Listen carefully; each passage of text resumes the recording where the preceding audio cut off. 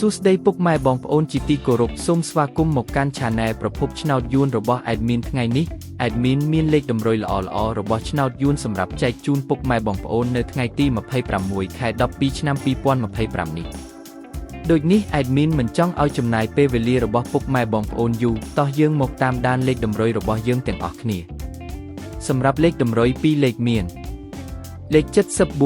74លេខ63សម្រាប់លេខតម្រុយអូស2លេខមាន